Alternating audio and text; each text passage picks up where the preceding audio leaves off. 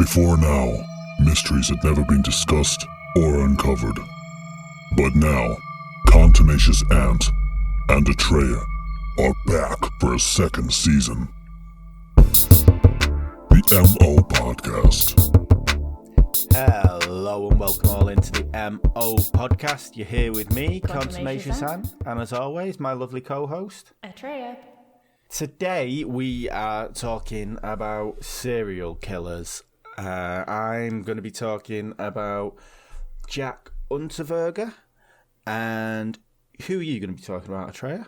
I am going to be talking about Jeffrey Dahmer. Just a little bit of a heads up warning. Obviously, we're talking about serial killers, so we're going to be discussing some pretty dark stuff, especially with Dahmer. And Oh, God, yeah. we're going to be talking about murders and other such things. So if you're squeamish to that or if you're triggered by it, just be forewarned so you don't listen any further. But yeah, so we'll start off with Jack Unterweger, who was an Austrian, I don't want to say literati, but he was made into it by other people who, to be honest, should have known better. But For real. hindsight is 20/20, I suppose, and we can talk about what could have been, I suppose. But we'll get into the details about him. So Johann Jack Unterweger was born on the 16th of August in 1950. There is some speculation about his lineage, heritage. His mother was said to have been a waitress in some sources. Some sources says she was actually a sex worker.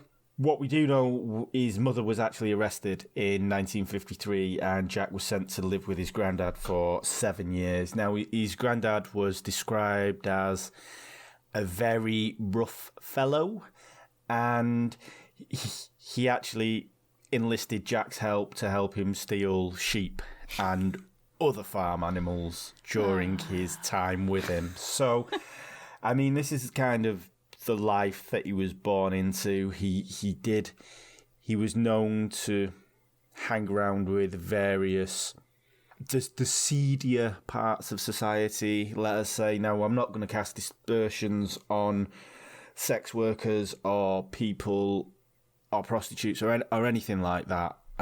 He kind of inserted himself into the darker side of the sex industry. No pun intended. Yeah, indeed. Not in that way.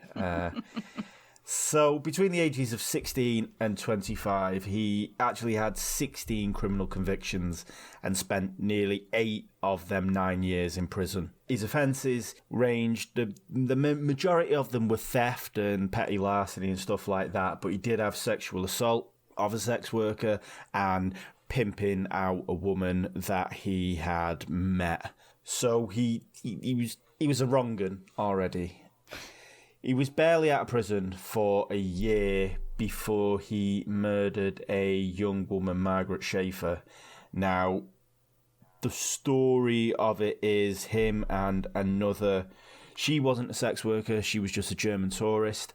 And him and another nefarious woman actually kind of abducted Margaret and took her into the woods where they sexually assaulted her, tried to rob her, and when she didn't have enough money, he beat her with an iron bar, and then just to finish it off, he strangled her with her own bra. Just because she didn't have enough money? Harsh. Yeah. So he had anger issues, let's say. You reckon? Now, this is kind of one of the major facts of this case, is that she was strangled with her own bra, and it was a relatively unique knot. Now, fair enough, he may have lost it, but with the iron bar, but when you're strangling someone and you're using a knot that is kind of unique, then surely that should have repercussions further on in the story. But alas, it did not. So Jack was actually convicted. He was sentenced to life in 1974. And as soon as he got to prison, he started, let's use quote marks here, trying to rehabilitate. When he got in prison, he couldn't read or write. He taught himself to read and write in prison, and he actually kind of wrote a whole load of poetry. He wrote plays, and he wrote an autobiography, which was called Purgatory, or The Trip to Prison, Report of a Guilty Man. Now, in this book, I haven't personally read it, so I can't really say, but it's kind of him going on this journey of rehabilitation and try to change his life around, knowing that he's done wrong, etc., etc. But to be quite honest with you, it's just kind of crocodile tears, as we will find out. Just publicity. Yeah. And it worked. It got publicity. In 1985, he'd been in prison for 11 years. The Austrian president, Rudolf Kirchschlager, was petitioned to pardon Jack. A lot of people jumped on this bandwagon. There was journalists, artists, writers, the glitterati, let us say. And the writers actually included 2 future Nobel Prize winners who were asking for him to be pardoned. But in Austria, you have to serve 15 years minimum before you have a chance of being pardoned. If you're sentenced to life, that's 15 years minimum. Then they kind of look at what happened. Amazingly enough, 15 years pretty much to the day, Jack was released in 1990. And by the time he was released, his autobiographies was being taught in schools, and his plays were being performed in the Vienna theatres. Oh my God. Yeah, he'd kind of reached out to this part of society that likes to think everything is. Now, I don't live anyone else's experience. I only live my experience, so I can't actually say that these people had seen what he'd seen. But I'm gonna be honest with you, like, I don't really think they'd seen what he'd seen and had the upbringing that he'd been brought up in, and the psychological effects that had on him. I think they just saw this person who could write, and they wanted to be moved by this crime and punishment kind of thing. They've got Dostoevsky in front of them, and they're seeing it, they're witnessing it, and they wanted to be a part of that. But it really didn't happen like that. I mean, as soon as he was let out, all the talk shows, he was invited onto all the primetime talk shows to tell his story. I mean, where he came from, where he was going, how he'd reformed himself. And he was actually offered, he started to work for a job as a journalist for ORF, which is still to this day the biggest public broadcaster in Austria. So you're talking like the BBC had just gone, "Do you want a job, mate?" had given like Charles Bronson a job. That's nuts. It's like just Josef Fritzl being on Oprah. Yeah, it's just madness. Obviously, you don't kind of know the society at the time and how they were, and I think you just want to hear the success story, and I get that 100%. And like, criminals can be reformed, of course they can, but there's a lot more to it than just writing. I think there's got to be a lot of psychological investment done, especially for someone who has had the upbringing that he has. Yeah. And as well, not just letting him out. I think you need to do checkbacks on him and see how he's going, because within the first year of his release, 8 women had been found murdered. It gets a little bit Keystone Cops, like a little bit of Chuckle Brothers with the Austrian police, that they just... Like, that didn't scream alarm bells at all. He gets out and suddenly 8 women are dead. Yeah, and before this point as well, they'd never actually had much of a problem within the red light community. So there wasn't lots of prostitutes going missing. It wasn't kind of a thing. It was something that it was maybe not safe, but it was safe enough to work in, that the police didn't get any. They were just blinkered by what was going on, and I think they were more bamboozled than anything else. But the irony of it all is that through his work with ORF, he actually reported on, I'm going to use quote marks again, the downtrodden and the underclass. So he did reports about red light districts and what it's like to. He spoke to prostitutes on the street. He spoke to pimps on the street as well. He was part of this life when he was outside of it, as he had been before he went to prison. So it's a little bit of a horrible thing, and nobody was looking at him. He was hiding in plain sight, kind of thing. Yeah. The first victim was Blanka Bokova. She was last seen in Wenceslas Square in a bar in Prague, talking to a man who looked to be 40. There's only one reason why I mentioned Looked to be. Just getting that in there, Ron. It's all right. You don't look 40. Was that what you wanted? Yeah, Okay. see, thank you. Yeah, That's what I was waiting for, to be honest. But but yeah, the next day she was found by the river with grey stockings knotted around her neck, with a particularly unique knot tying it. So she wasn't wearing a bra then? No. He had a backup. Yeah, She wasn't wearing a bra, so he used her tights. Of course, yeah. I mean, he just used anything to hand, I think. Maybe it was one of them really tricky bras, that's like the crisscross ones at the back. I think they're called the racing sports bras or something. I can't even figure them out, and I'm a girl, so. I've got no chance. Tights would be, they'd be my go-to as well. So, several weeks later after this, Brunhilde Massa, who was quite well known on the streets of Graz, she was reported missing. And then 2 months later, in December, another prostitute from Graz, Heide Maria Hamera, she also went missing.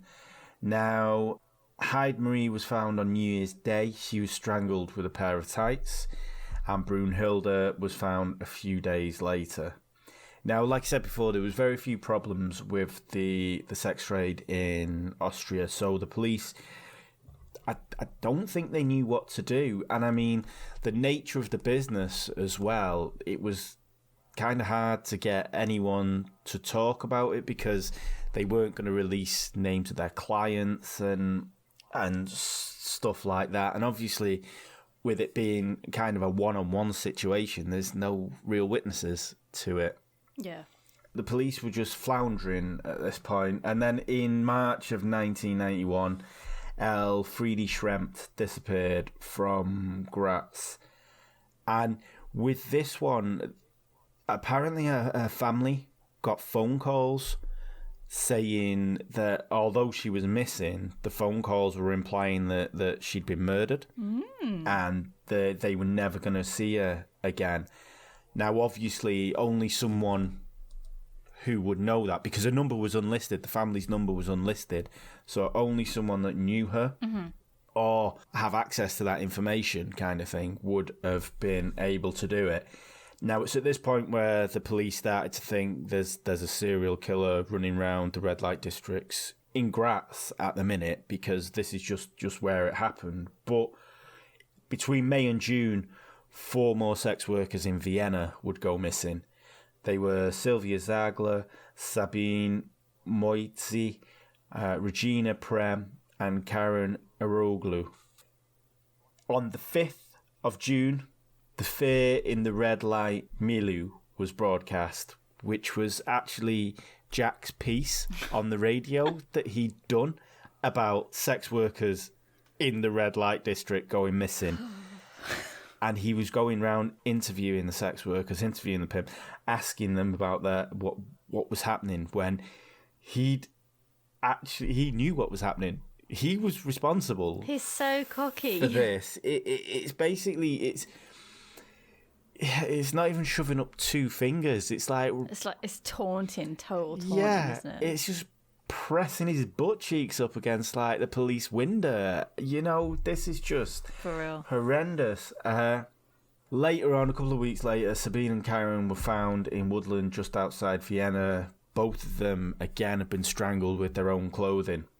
Now, on June the 11th to the 16th, Jack left on assignment to LA, and he was there supposedly to report on the different attitudes of the European attitudes and the American attitudes towards prostitution and the red light district and such things like that. While he was there, he actually he wanted to meet Charles Bukowski, the writer. He was trying to angle a meeting with him, and he actually spoke to a producer about making his autobiography into a film, but the producer wasn't interested.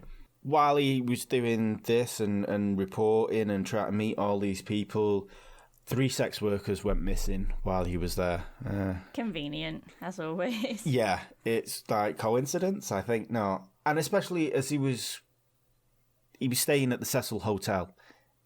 And as we've spoke about, the Cecil Hotel is on Skid Row. It's bang slap in the centre of the destitute and the, quote marks again, the underclass of society. So he was basically walking around, for him, a marketplace where yes. he just had the pick of everyone and everything. Shannon Exley, Irene Rodriguez and Peggy Booth, they were all murdered. And, surprise, surprise, they were all strangled with their own bras. Convenient. Now, during this time, while Jack was away, Austrian police had received a tip-off from a retired inspector who actually worked Unterweger's first murder. And he said, why don't you just have a look at this? Unterweger, he had a contact in the Vienna police. And when he actually spoke to him, this contact informed him that I think he was one of 130 suspects that they were looking at for these murders. And his reaction was, this is harassment. I'm trying to make good. I'm trying to be better. I've got all this stuff. I'm working as a journalist. I'm loved by the elite society now. Why would I throw that all away? You just try to harass me and bring me down. What a conniving dick. Yeah, so he was trying to play the fact. He was just like talking out both sides of his face. Really, he was just I don't really know if he was genius or if he was just arrogant. He certainly had some sort of charisma enough to pull it off. Oh, without a shadow of a doubt, to make people believe him. Yeah, because I mean, he had everyone fooled, and let's not forget these kind of people. You would hope the people who go on to win Nobel Prizes are actually clever to a certain extent. They are intellectual. They should be able to see through bruises. So maybe what he was putting up, it was this kind of facade that no one could see through. Yeah. You would think as well with the police. I mean, I suppose I don't really know if it was that evolved, serial killers were that evolved back then within the police department for them to think serial killers are charismatic, they're very charming, they have likable personalities. Who do we know that fits all those? I don't know whether it was that, advanced. Yeah, well, this is the thing. The Austrian police, they actually went to Quantico and they spoke to our good friends who were doing the psychological profiling to get as much information as they could, not necessarily about serial killers, but about someone like Jack, which is a serial killer, I suppose. Yeah. So, yeah. That particular killer, yeah. Yeah. Now, during this point, after he decried all this attention as harassment and saying, oh, I'm just trying to do well, he disappeared. He went to America. He went to Miami to try and lie low and to try and let the heat calm down and fight from afar rather than be in the midst of this. Now, the fact that he entered America as a tourist and he didn't actually disclose that he had a conviction is an offence anyway. So he could have just been arrested for that. But he used the excuse that he was there working as a journalist. So... could they not have done a background check? Well, he lied on his immigration paper. Yeah, but nobody in their right mind is going to say, yes, I'm a killer. By the way, I've been in prison. But hey, can you still let me into America, please? Surely they have some kind of check. The thing is, the way that he got into LA was because he was working, he was on assignment. Okay. So even though he was a convicted felon, he was working as on assignment. So because he'd been sent there by the paper, he was allowed to be in. But he used that excuse again. Journalists couldn't possibly kill anybody in our country. It doesn't matter what he's done in the past. Let him in. It's fine. Write some good stories, bro. Yeah, I'm not going to say the immigration department messed up there, but yeah, they did. They fucked up. So now, this is where I get to thinking that he wasn't that clever, because he was low on funds at this point. Apparently, the person that he was with, who was a younger lady, was working as a dancer in a club, and he was, from time to time, he'd be sleeping on the beaches. They'd be sleeping on the beaches because they were low on funds. So he rang one of his friends in Austria, and she actually said to him, "Oh, well, my editor will give you an advance if you write a piece for us about being on the run, about trying to fight your defence from afar kind of thing." This whole edgy kind of, oh, it wasn't me, but they're trying to harass me kind of thing. And Unterweger kind of fell for it and went, yeah, money, yeah, please. It was kind of all a setup just to get him to a place where he could be picked up by the police. He was arrested at a US money exchange in Miami on February the 27th in 1992, and he was facing, if he would have been tried in America, he would have only been tried for the 3 murders, but he would have been facing the death penalty because it was California and they had the death penalty. So he didn't fight the extradition to Austria.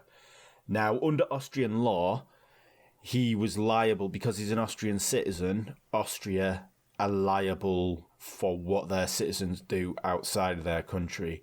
So he was tried for all 11 murders rather than just the 8 Austrians that he killed, which is something that not a lot of places do, actually. But should. Because even with America, it's like state by state. Yeah. And then you have to transfer them. If you murder, I mean, I sound like I'm speaking from experience, but if you murder someone in California and then murder someone in Milwaukee, you get tried in individual places. I think they need to make a one rule fits all, don't you? Especially when it's a country, like it's the Exactly. whole country. I mean, I kind of understand when it's like you've got capital punishment and it's different sentences and whatnot. But if you've murdered more than one person, because obviously you've got, and then gone over state lines to do it again, surely that's just like, right. Let us all band together and give him the same punishment. Yeah, that's it. You get the book thrown at you wherever you like Yeah. or not. Yeah. I don't know if it's interesting to know, but something I found out that his trial started on Hitler's birthday, the 20th of April. It always falls back to the Nazis, doesn't it? though? Exactly. Austria, Nazis. Always falls back to the Nazis. But yeah, the 29th of June, he was convicted of 9 murders. There wasn't enough evidence because due to the bodies, the state of decay, some were found as skeletal remains, so there wasn't enough evidence to pin him to them other 3 women, but he fucking did it. Clearly. So after he was convicted, he was given a life imprisonment. The judge asked him if he had anything to say, and he said he would appeal. Now, on the 30th of June, at 3:40 a.m., literally 12 hours later, Unterweger was found dead in his cell. He'd hung himself using the same knot that he'd actually killed the women with, which is full circle. Poetic justice there. Yeah, but unfortunately, under Austrian law, because he actually said he would appeal and his appeal had not been started, Oh, no. he's actually considered innocent. What the shit? Yeah, even though he's got a guilty verdict, because it's not been through the appeals process and it's not been properly handed down to him on the record, just because of that technicality, he is actually officially innocent, but he fucking did it, and he's a scumbag. Clearly. Wow. Okay. What a dick. I mean, Yeah. Austria, get with it. Come on. I know. Some of the other aspects of it, with trying all the murders and getting the extradition and whatnot, it was really good. And then they just fell at the last hurdle. I mean, so maybe he was a genius. Maybe he knew that, and he knew that it'll go on his record as him being innocent. But Maybe. I was kind of expecting, when you said and the judge asked if he had anything to say, I was kind of expecting you to say that he said, yeah, but I'll note it all down in the next best-selling book, so watch this space. imagine. But yeah, he didn't have anything more to say on that, and yeah, Shocking. he never got away with it, but He's an innocent man. officially, What the shit? officially on the record, someone who killed 11 women is officially an innocent man. I mean, he was ballsy and he had confidence for days. I've got to say, he was cocky to the max, and how the police didn't see it right under their nose, and how immigration control massively cocked up something chronic. It was just one big series of fuck-ups. It's not like he was even trying to hide. That's it. There's a lot of mistakes one after the other, especially when it's you don't have many instances of sex workers being any issues in that area. Then all of a sudden there's a massive issue. Why don't you just look at the facts that are confronting you? They were all strangled with their own garments, and that's how he started out doing it with Margaret Schaefer. What is the common denominator? Yeah. And it was only 15 years ago. If he'd been inside for 25 years, fine. And it wasn't like he was flying under the radar. There was so much noise made about this. There was a petition after 11 years that after he'd been inside. He was on talk shows. His face was everywhere. To not know who he was. Do you think that's how maybe he got away with people just being totally blindsided by it? Like, maybe he was sat in the cop cars driving around, and the cops were like, so who do you reckon it is, Jack? And he was like, well, it was me.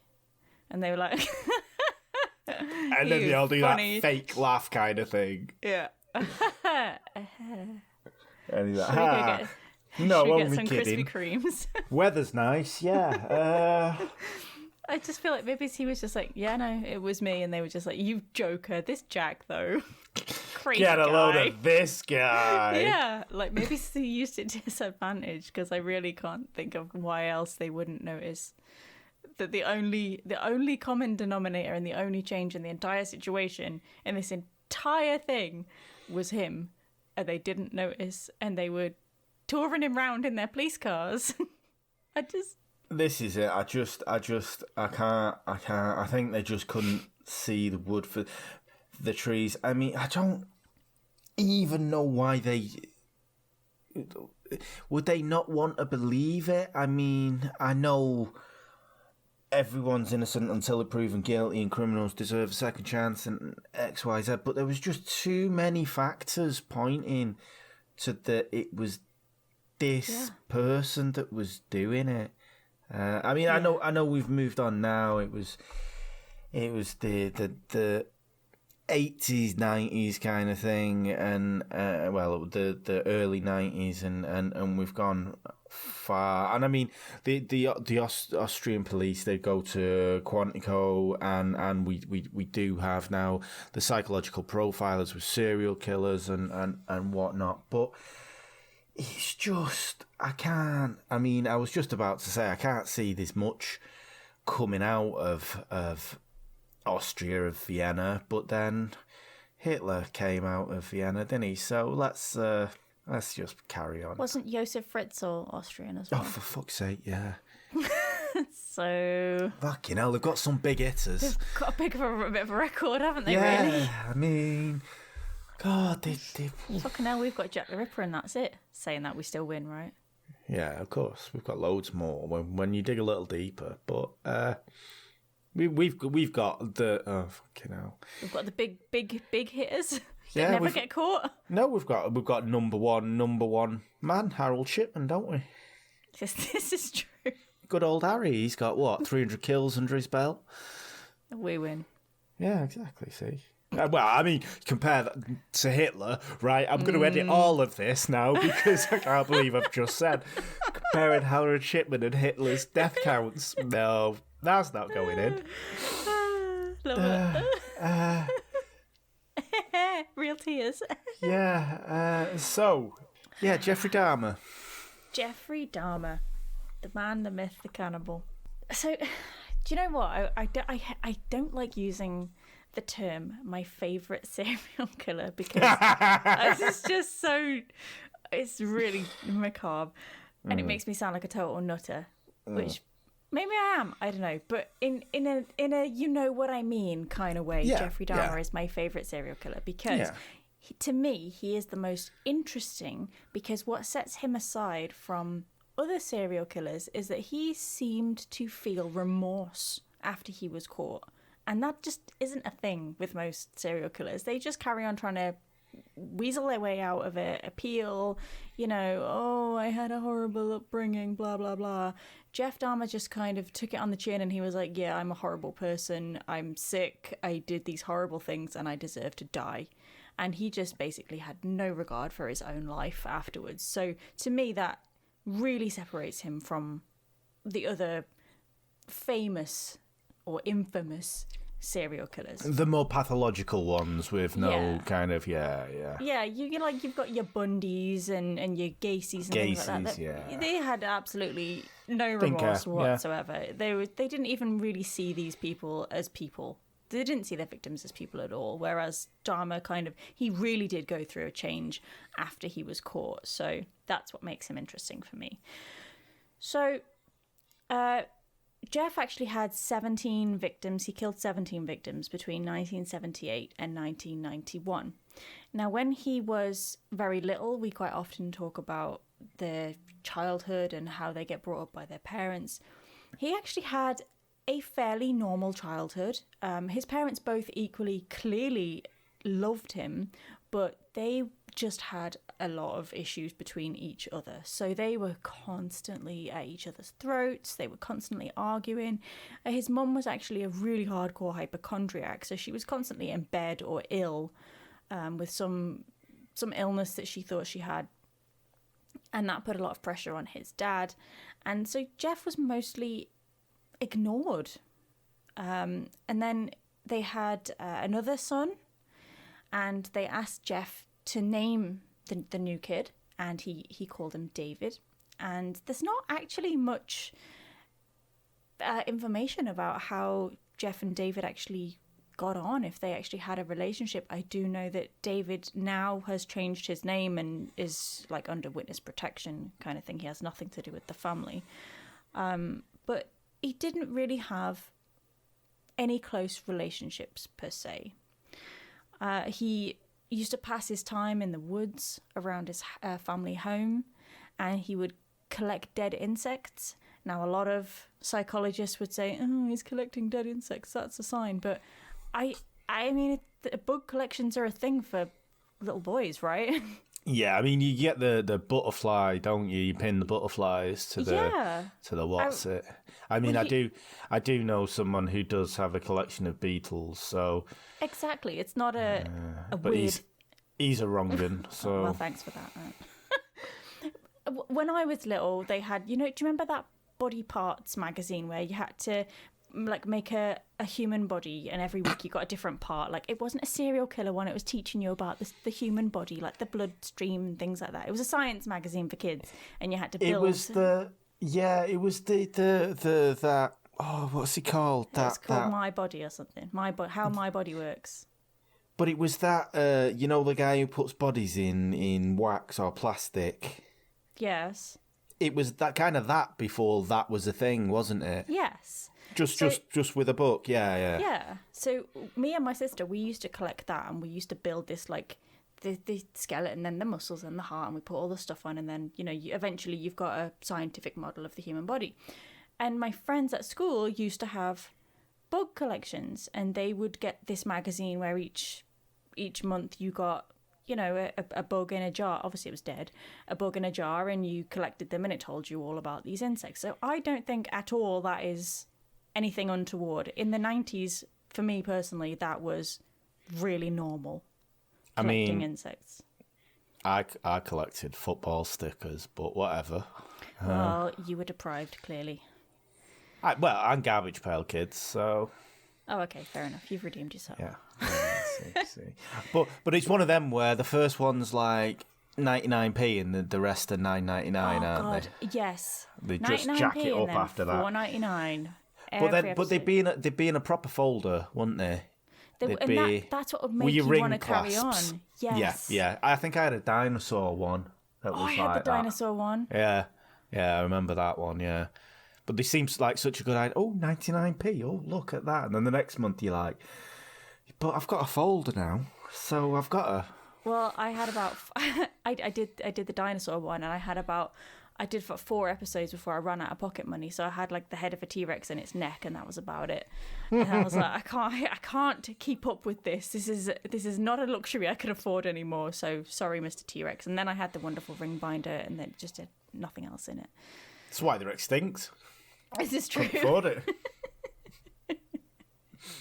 So Jeff collected insects, and then apparently he went on to start collecting roadkill, and he enjoyed fishing, so he would go fishing, and then he would cut the fish open and see what they looked like inside, and he was amazed by what things looked like inside, which again I just don't think is strange for a little boy.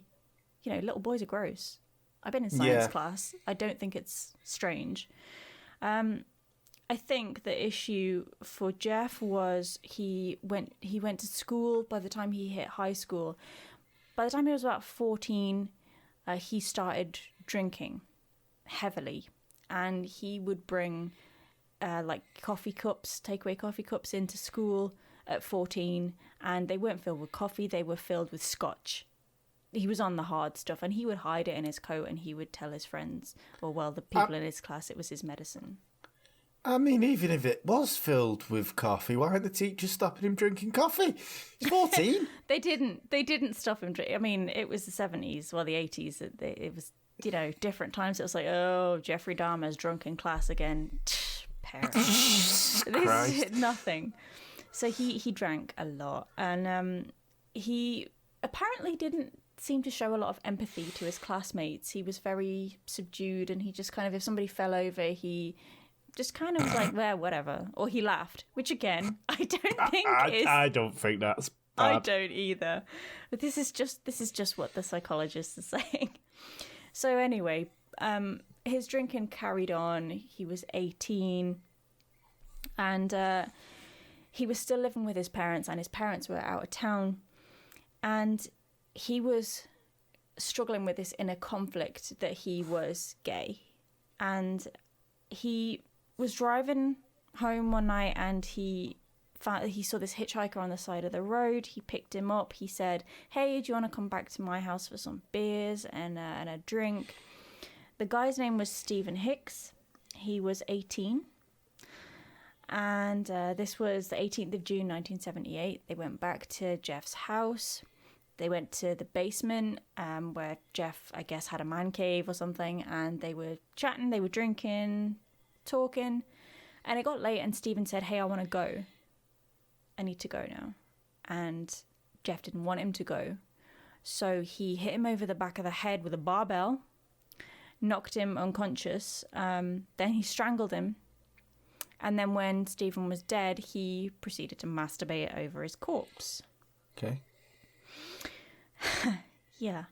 So he disposed of the body. He smashed it to smithereens, and he buried it in the woods around the house. And it was always undiscovered. And he carried on drinking. Now, his dad by this time was pissed off with his drinking, and he convinced Jeff to go into the army. So he went to train to be an army medic.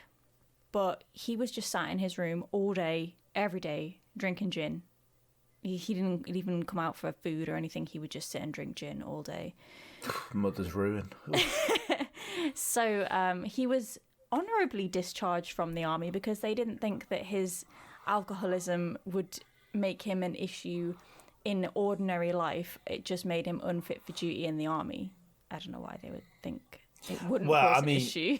Most people, when they discharge for alcoholics from the army, I mean, maybe not most people, but speaking from experience, the people that I know who've been discharged from the army, if they're not alcoholics, they've on their way to be, at least. He wasn't booted out per se, but he was, just let go quietly, kind of thing. Yeah. So he went home, and he still kept drinking. So his mum and dad basically said, "We want you to go and live with your grandma." Now, they were living on the other side of the country. His grandma was living in Milwaukee, which is where Jeff was born. So he went to live with his grandma, and by all accounts, he actually really liked his grandma. He really loved his grandma. They had a great relationship, and his mum and dad thought that she would be a good role model. So he went and he lived in her basement for a while. Now, while he was there, he stole a mannequin from a store and he kept it in the basement as a kind of sexual fetish thing. Okay. His grandma found it one day and she was a bit confused and a bit distraught. Yeah. And she told him to get rid of it. So he did, which was probably a bad move because on the 20th of November 1987, Jeff picked up Stephen Chuomi in a bar and he took him back to his grandma's house. He laced his drink with sleeping pills. He waited until he was unconscious. Then he raped him and he beat him to death. Now, according to Jeffrey Dahmer, he had no recollection of doing this at all. He said he woke up and Stephen Chuomi's chest was caved in. He was covered in bruises. And when Jeff looked at his hands, he had bruised fists. And he said he had no idea how that happened. It was actually the only murder that he didn't outright confess because he said he didn't remember doing it. He said, I guess I did it, but I don't know. He said he blacked out. But he did keep the skull. Okay, right. Well, then, okay. I had a little bit, I was a bit on the fence then. I was like, but then... Right. No, he did. He get the skull. He get the skull. So this is a big gap, really, between Stephen Hicks and Stephen Chuomi. This is 1978, and then he didn't kill again until 1987.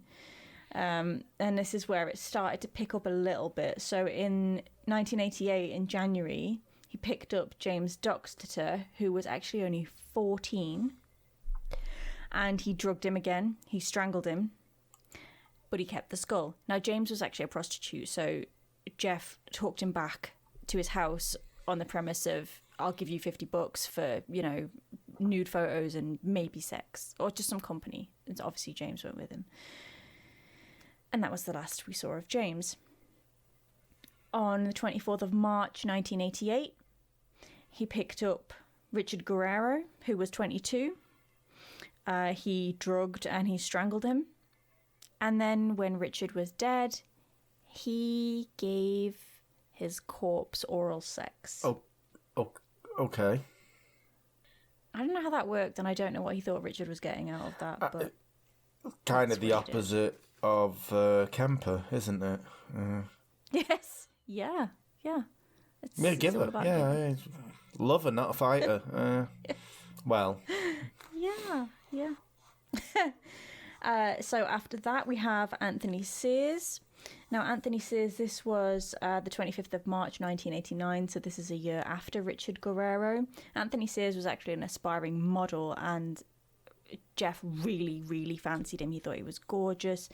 And so he talked him back to his house. Hey, can I take some photos of you naked? Here, I'll give you $100. Anthony goes back with him. He's drugged. He's strangled to death.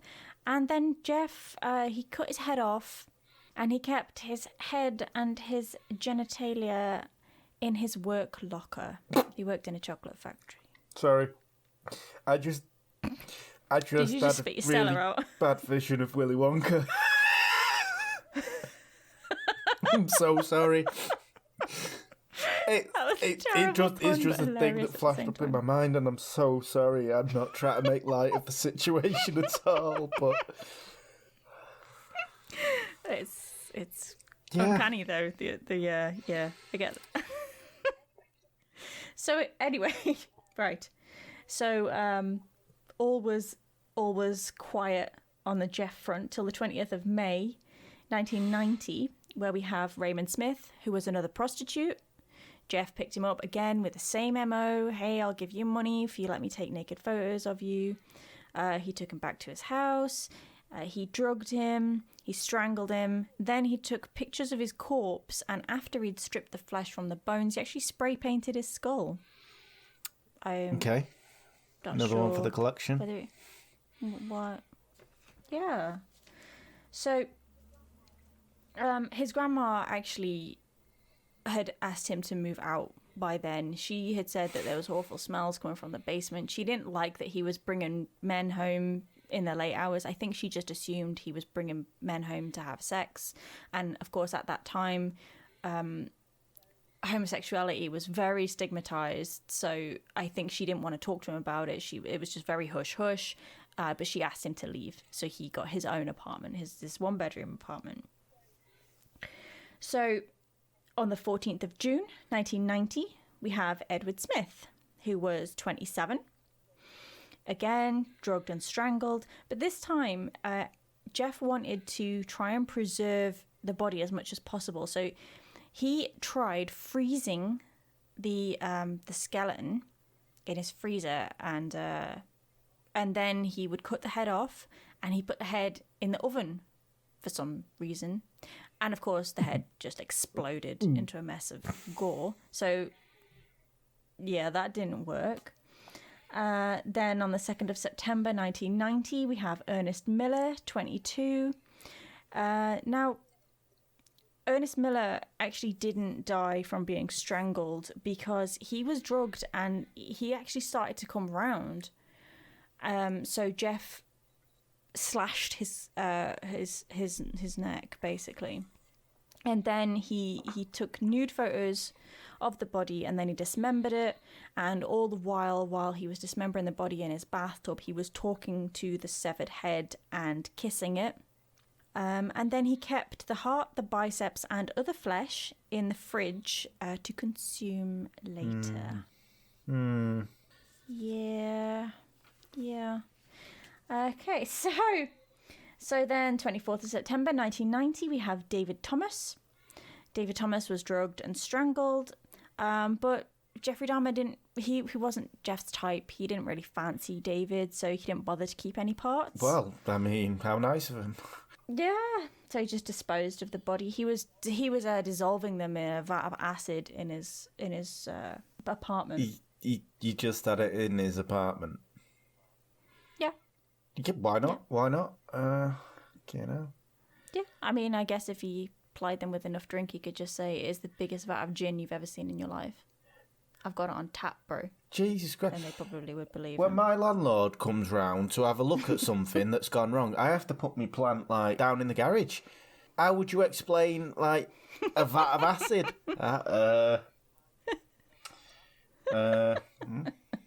Do you know what it is as well, right? So his 10th victim in February 1991 was Curtis Slaughter. Curtis Slaughter was 19. He was drugged. He was strangled. Jeff kept his skull, his hands, his genitals, and he took photos. His neighbours actually, by this time, reported Jeff to his landlord, saying that there is horrible smells coming from his apartment. There's noises of chainsaws all hours of the morning. Yeah, this chainsaw. And his landlord actually contacted Jeff and said, "What the shit, Jeff? What is going on?" And he said, "Oh, the smell is because my freezer broke and I had all that mincemeat I've been saving from Asda. It's all spoiled, soz, but I've got it fixed now, so it's okay." So I had to chainsaw it in the middle of the night. Yeah, I guess no questions were asked about the chainsaw. And then again, when he was approached for more smells, he said that his tropical fish had died. And he had to get rid of the fish in the tank. And that also washed, apparently. I don't know who's worse, Jeff or the landlord here, really, with the... I mean, all right. Yeah. I suppose if you're a landlord and someone tells you something and if they're paying on time and there's not really that many problems outside of you earning your money, then I suppose you're not going to ask too many questions. But...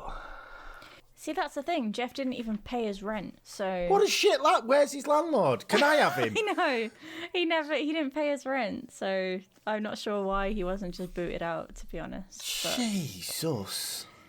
I know, right? So then we have Errol Lindsay. Now, Errol Lindsay, contrary to all the rest of Jeff's victims, Errol was not gay. All of the others were gay. He wasn't gay. And Jeff started coming on to him. Errol kind of rebuffed him, saying, I'm not gay. Sorry, I'm not interested. So Jeff drugged him, obviously, till he was unconscious.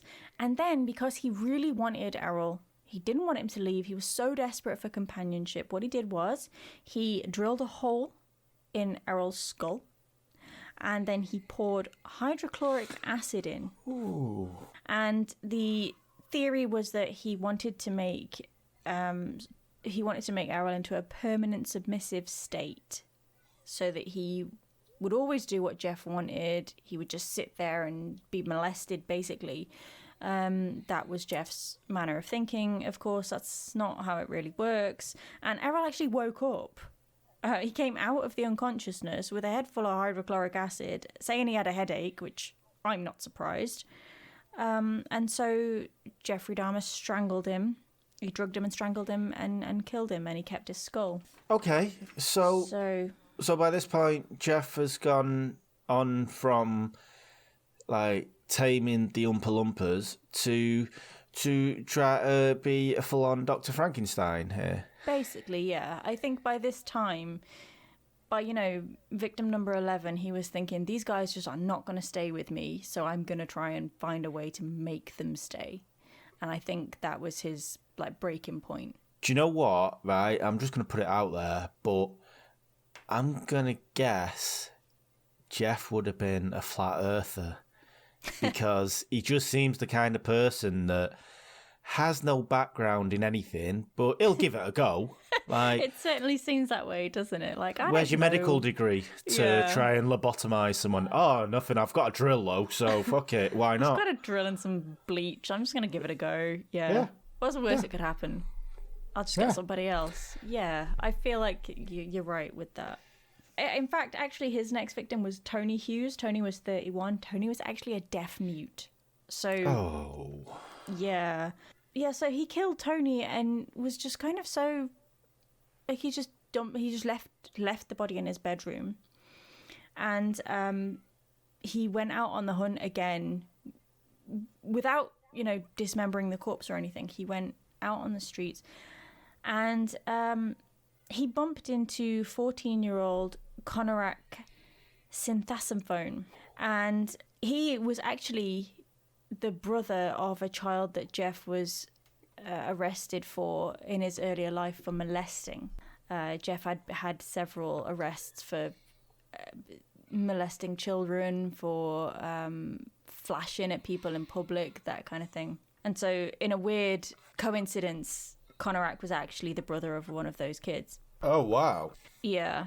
So he basically said to Conorak, hey, I'll give you $50 if you come back to my apartment, let me take naked photos of you and have a drink with me.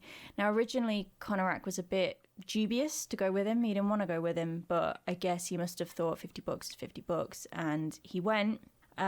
So while he was unconscious, Jeff raped him. Then he drilled a hole in his skull. He put more hydrochloric acid into his frontal lobe. So I think he did a bit of research, because your frontal lobe is your personality. I think he did a bit of research and he was like, hey, if I maybe put it in this section, maybe he'll, turn into my sex slave. And so he bought a library card. I think so. Well done, that man. Yeah, I think so.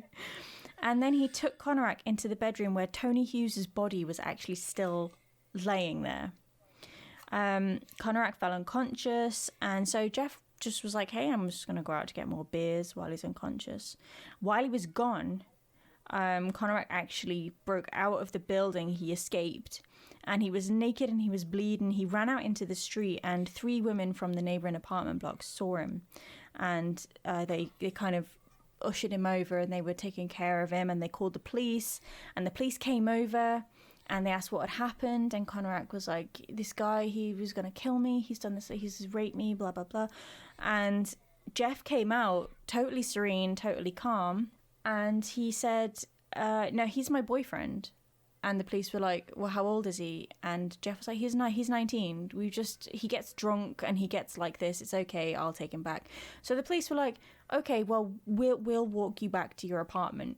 So they walked Jeff and Konorak back to Jeff's apartment. They escorted them both up the stairs. They even peeped into the bedroom where Tony Hughes's body still was. Didn't see anything untoward. And just left him to it. And they were like, yeah, okay, they put it down to a domestic dispute. Again, we're talking about the 80s and the homosexual stigma. The police just basically didn't give a shit. They just wrote it off as a lover's tiff.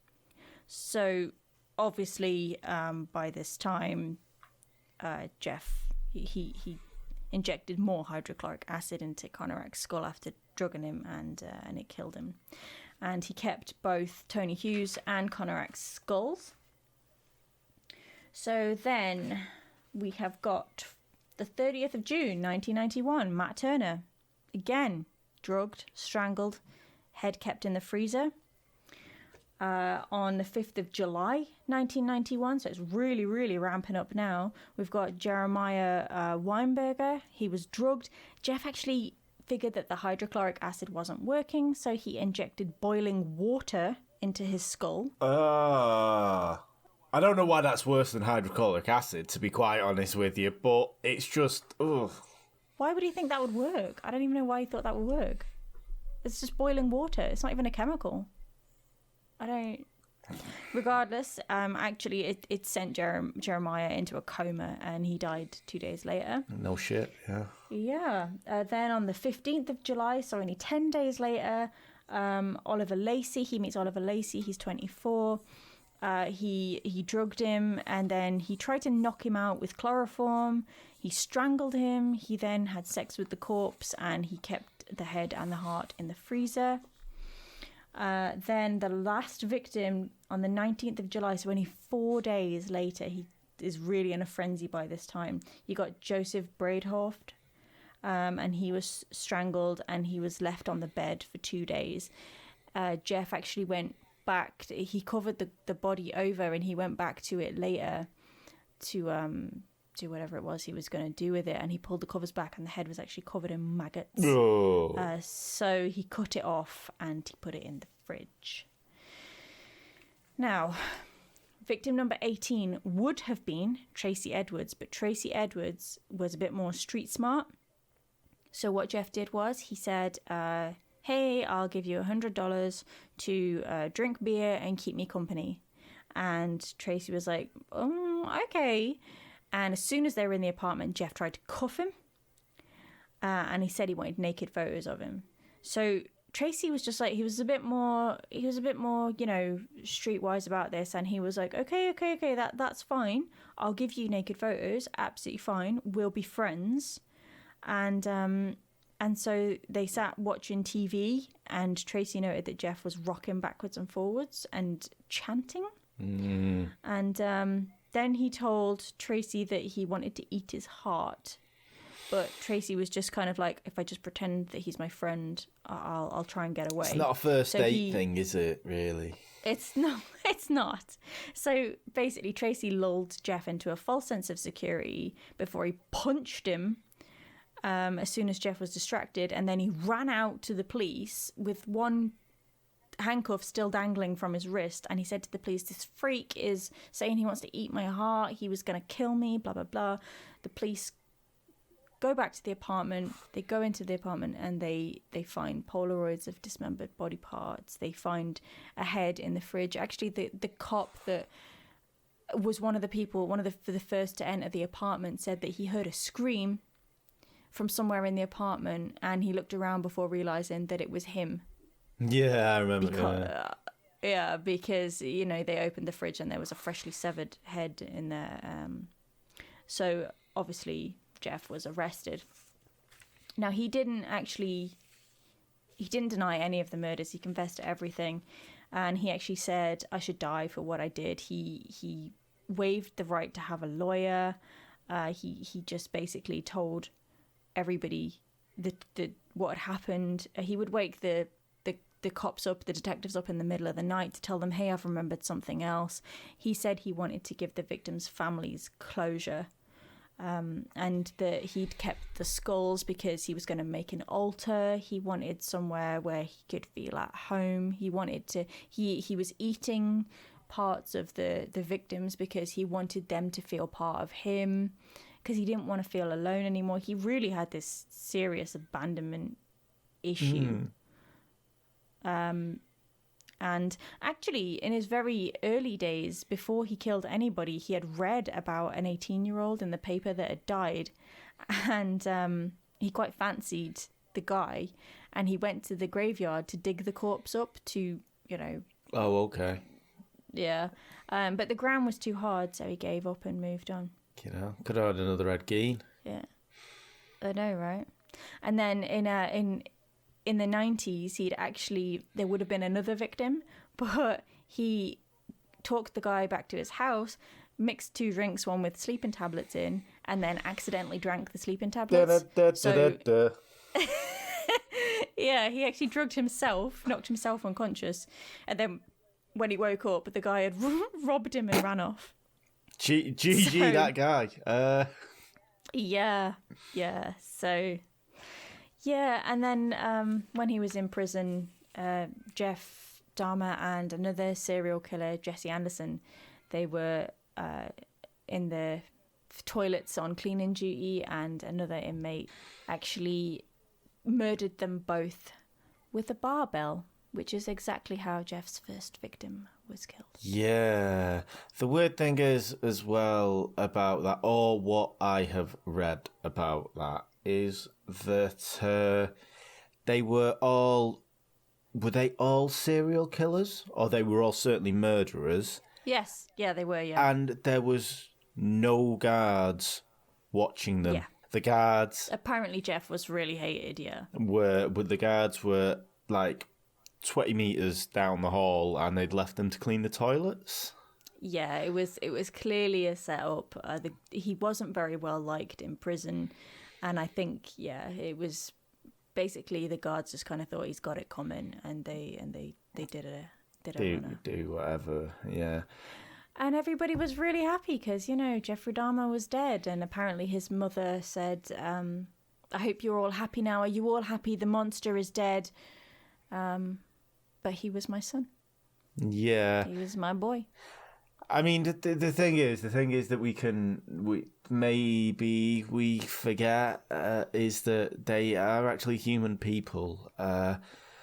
And just with that, they do have siblings, mothers, fathers, sons, daughters. They do have other people that come from this, and I think the strange thing about Jeffrey Dahmer is that he didn't really fit in. He doesn't really fit into the triad of anything. He had a relatively decent upbringing. I mean, I think there's a documentary that I watch where there's home videos of him where he visits his dad, and he comes across as just a normal person.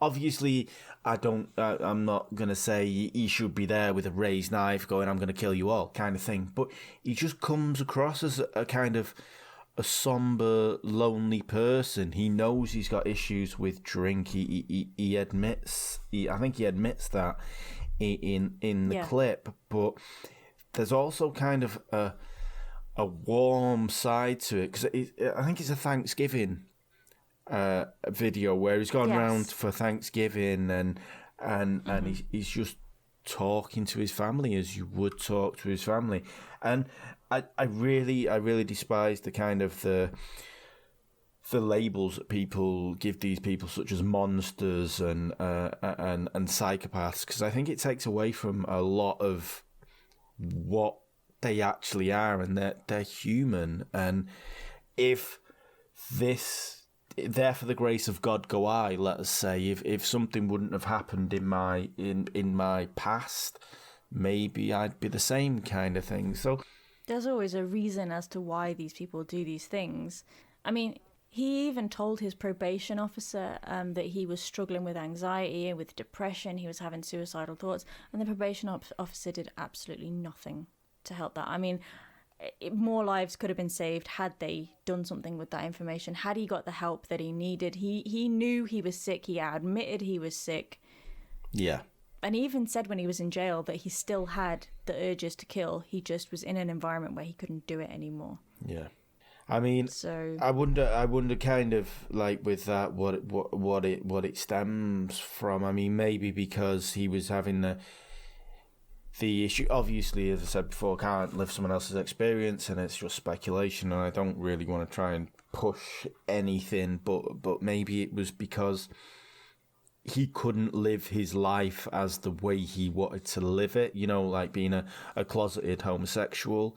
Yeah, a lot of people were saying that they think that part of his MO was that he was specifically killing these gay guys because he was trying to kill the homosexuality inside him, because he detested it, because it made him different, because nobody understood it, because it was stigmatized, and that was his way of like kind of projecting sort of thing in his own head. So I just he didn't get the help that he needed. And I suppose if they were good-looking guys, or what he thought was good-looking guys, then he's trying to kill the temptation within him as well. Because it's victim blaming kind of thing, but it's their fault for being so good-looking that he has to do this. If you know what I mean. Yeah. But yeah, I mean, he is definitely a person. I mean, everyone who goes through this life is a person, and as much as we want to call people like I was calling Unterweger for being like a scumbag, he was very degrading. He didn't respect, and he didn't respect women at all. Mm-hmm. Whereas I think that's his upbringing. He's been shown that's learned behaviour. That's not to respect women. Whereas I think with Jeffrey, I think he just never had the opportunity to live the life he wanted to live. Yeah, I think he was very lonely. He was desperate for a companion of some sort, but it also caused some kind of internal conflict with him because he was gay and he didn't really understand. At the time, it was very kind of in the shadows sort of thing. You know, you went to bathhouses, you went to gay bars, and it was very hush-hush. And I think it just kind of caused this massive conflict in him. And then, of course, he had the abandonment issues where his parents got divorced and he didn't have anybody. And his mum actually took his little brother to live elsewhere. So he literally had nobody. And I think maybe one tiny thing might have changed his entire life. Exactly. Someone putting an arm around him at a particular point and just saying you've got a friend kind of thing or whatever. I mean, being able to speak freely to his parents. I mean, obviously it's all speculation, and he killed a lot of people, and he wasn't. He did. He wasn't nice in the way that he treated their bodies. He actually said as well that he stopped seeing people as people. He started seeing them as objects, and he knew he was sick. Yeah. And I think he was relieved when he was caught. I think he was more, definitely. He, and as you say, he said he still wanted to kill. He just wasn't in a position to be able to do that. He actually got baptized when he was in prison. He kind of found God, sort of thing, and he would say to his dad. He said to his dad once, "Am I sinning against God just being alive?" So he clearly had. I mean, people can say he was pulling the wool over everyone's eyes by saying that he felt any remorse, but I genuinely do think that he felt remorse. Yeah. I think he did feel guilty for what he did. Definitely, and he didn't write any fucking poetry, so... He didn't write any books about there it, you yes. go. 2 different guys. Yeah. So, on that bombshell, 2 completely different stories, I think, but they are... I think they're fantastic stories, really, just in the way the actual killers were in what they did and how they worked. Maybe not worked the system, but how they